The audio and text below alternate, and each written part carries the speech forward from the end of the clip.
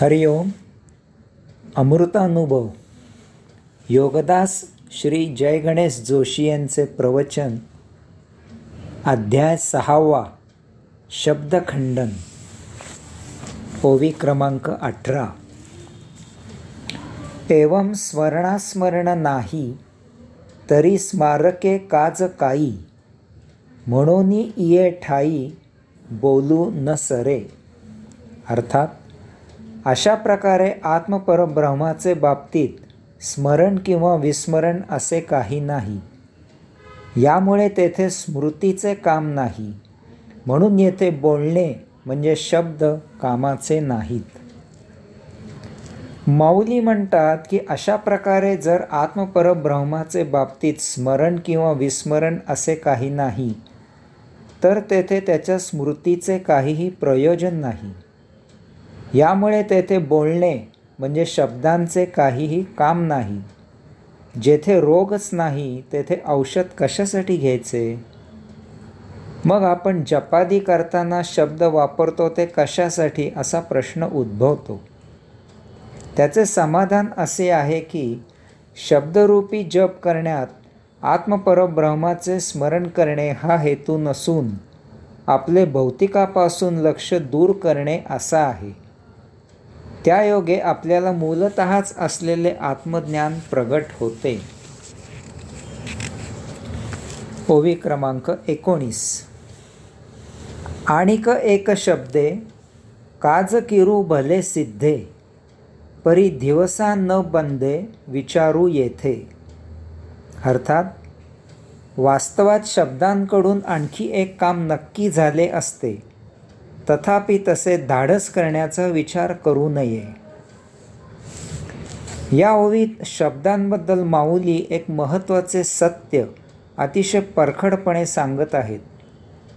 भौतिकात काय किंवा अध्यात्मात काय, अशा दोन्हीही ठिकाणी शब्दांचे महत्त्व निश्चितच आहे. शब्दांचे महात्म्य माऊलींनाही मान्य आहे. तथापि या शब्दांना मर्यादा आहेत याची जाणीव माऊली आपल्याला करून देत आहेत. त्यांना हाताळणारा जर बहकला तर हेच शब्द पूर्ण निरुपयोगी ठरतात. इतकेच नव्हे तर ते बरोबर उलट परिणाम करतात आणि येथे महाघोटाळा होतो. तो निस्तरायला काही जन्म खर्ची पडतात. ज्ञानयोग साध्य होण्यासाठी शब्द महत्त्वाचे कार्य करतात. आपल्या ऋषींनी स्वानुभूतीद्वारे प्राप्त झालेले जे विश्वकल्याणकारी आध्यात्मिक ज्ञान जतन केले आहे ते शब्द सामर्थ्यामुळेच शक्य झाले आहे. भक्तियोगात भजन, कीर्तन, नामस्मरण इत्यादीसाठी किंवा योगसाधने जपजाप्यासाठी शब्द आवश्यक असतात. यात तीळमात्रही शंका असण्याचे कारण नाही. तथापि येथे एक त्रिकालाबाधित सत्य असे आहे की शब्द हे साधन आहेत, परंतु भ्रामक पंडित्याच्या अहंकारामुळे हे भान सुटते. यास्तव माऊली सांगतात की शब्दांमुळे आत्मपरब्रह्माचे बाबतीत एक काम झाले असते, तथापि तसे धाडस कोणी करू नये. असे का हे सांगण्यासाठी माऊली पुढील ओवी सांगतात. ओवी क्रमांक 20. काजे बोले अविद्या नाशे, मग आत्मेनी आत्मा भासे, हे म्हणत खेवो पिसे आलेच की. अर्थात शब्दाने अविद्येचा नाश केला आणि त्यायोगे आत्मपरब्रह्माची अनुभूती मिळाली असे म्हणणे वेडेपणाचे आहे. आपण शब्दांचे सामर्थ्य, त्यांची मर्यादा, त्यांची उपयुक्तता नीट समजून घ्यावी आणि त्याप्रमाणे जाणून अध्यात्मात त्यांचा वापर करावा हे सांगण्यासाठी ही ओवी माऊलींनी सांगितली आहे. 1. आपल्या ऋषीमुनींनी त्यांच्या आत्मानुभूतीमधून त्यांना जे विश्वकल्याणकारी आध्यात्मिक विज्ञान साक्षात्कारित झाले ते पिढ्यानपिढ्या घोकून अत्यंत निस्वार्थीपणे जतन करून ठेवले. यासाठी त्यांनी पिढ्यानपिढ्या फार कष्ट घेतले. पुढे जेव्हा लिहायची कला उपलब्ध झाली तेव्हाही याच महान पुण्यवंतांनी हे सर्व पूर्ण निस्वार्थीपणे लिहून जतन केले. 2. हे काही किरकोळ छचोर काम नाही. या महान ज्ञानियांचे आपल्यावर कायमकरिता फार थोर उपकार आहेत. त्यांचे ऋण फिटणे शक्य नाही.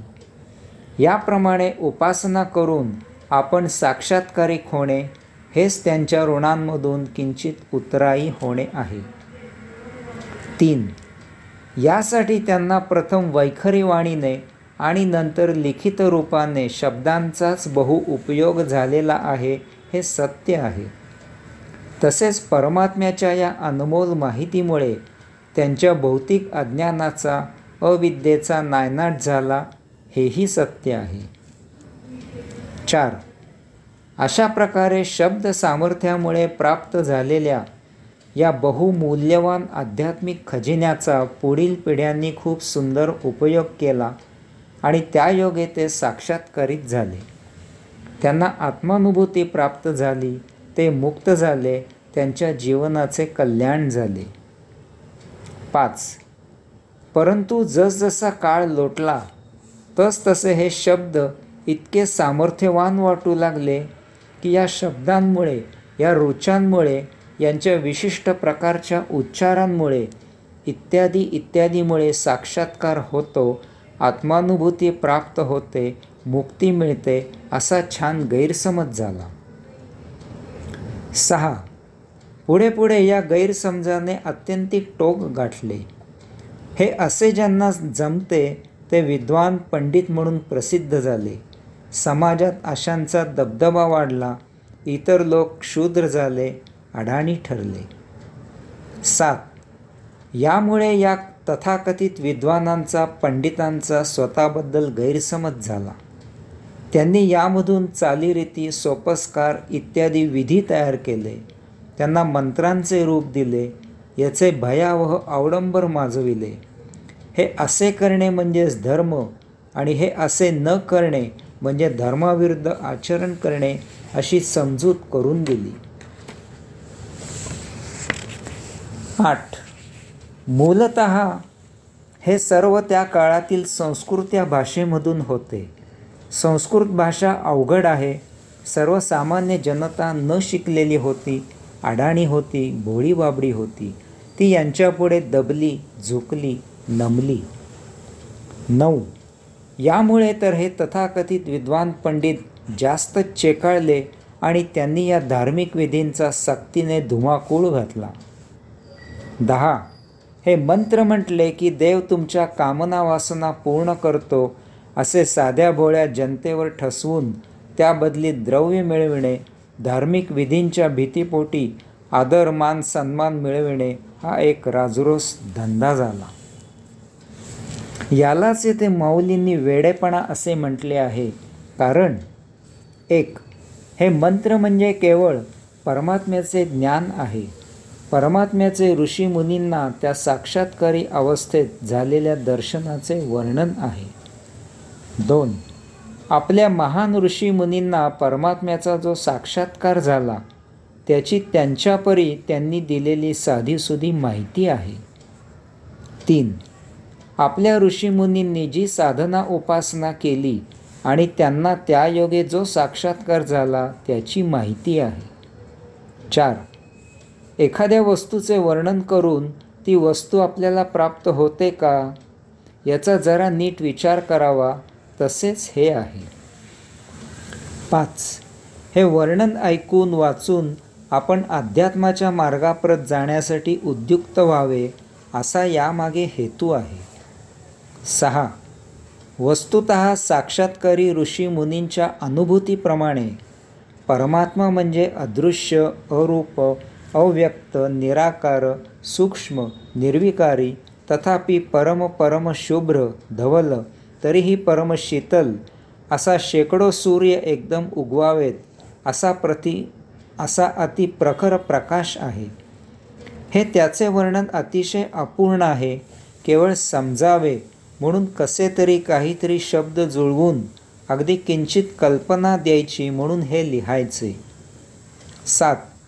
हे असे दर्शन साक्षात्कारात होते परमात्मा म्हणजे मानवाप्रमाणे कोणी देहधारी नाही. 8. यामुळे परमात्मा देहादी इंद्रियातीत, विचारातीत, कल्पनातीत, शब्दातीत, विश्वातीत, बुद्धीतीत इत्यादी असा सर्वस्वाच्या अतीत आहे. 9. यामुळे कोणी कोणाला परमात्मा दर्शवू शकत नाही. परमात्म्याची अनुभूती ज्याची त्यालाच घ्यावी लागते. 10. अशी अनुभूती ज्याची त्याला फक्त ध्यान समाधी लावूनच मिळते.